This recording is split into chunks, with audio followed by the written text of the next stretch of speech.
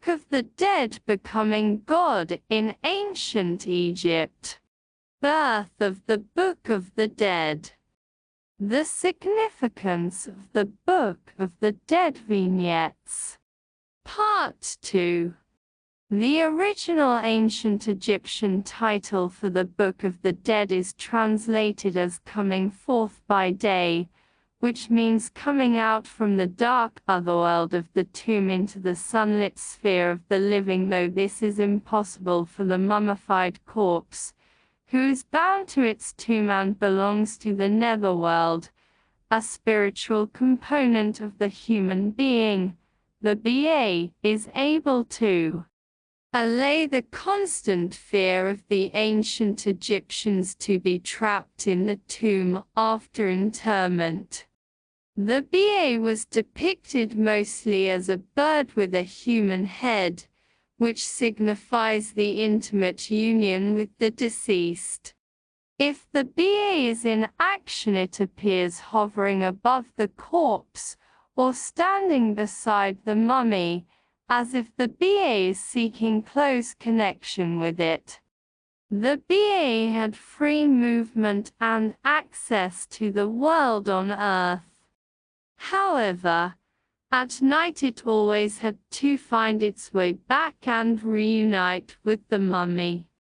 The Papyrus of Neb depicts exactly this scenario, the BA flying through the deep and narrow shaft toward the burial chamber.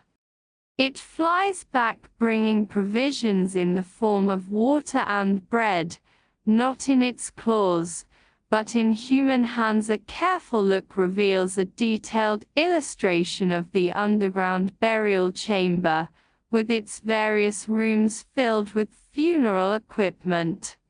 Especially interesting is the detail of an empty chair, representing the deceased as departed, a discreet allegory of death.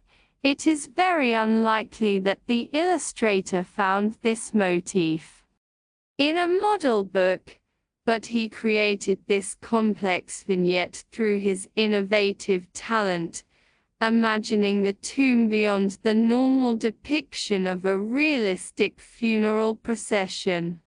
2 Early 18th Dynasty. Book of the Dead. Papyri show unique transformation spells. In one we see the depiction of a goose, into which the deceased wants to be transformed.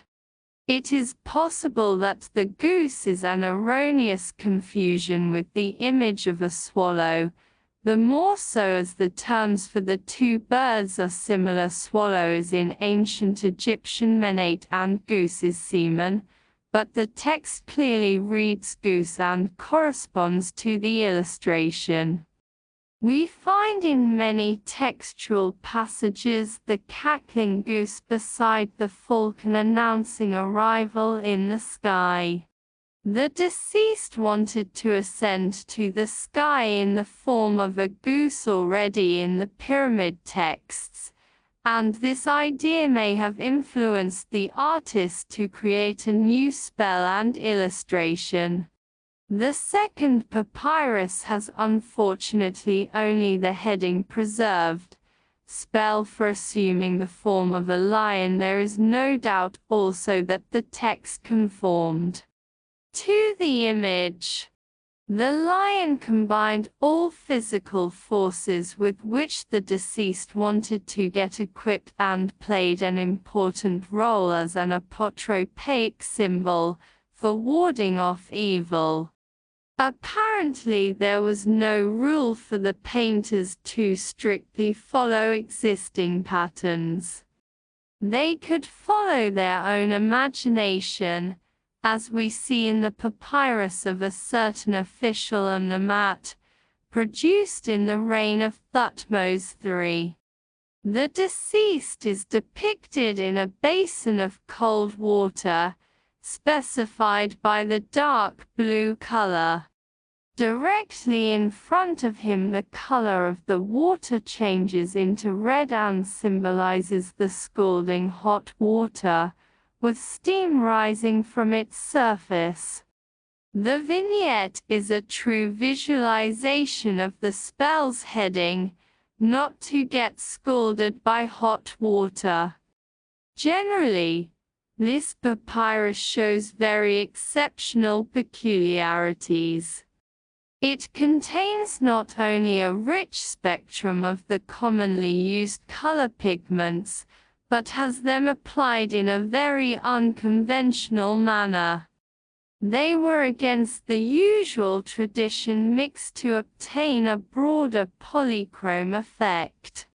Moreover, the artist invented another painting technique. He overlaid one layer of paint with another, thereby producing the effect of a three-dimensional impression. This exceptional painting technique cannot be found earlier and did not find any imitator until later in the 19th dynasty, although the painters remained anonymous, as no name of any painter has been preserved. Gifted master artists were among them, who created brilliant vignettes as miniature masterpieces.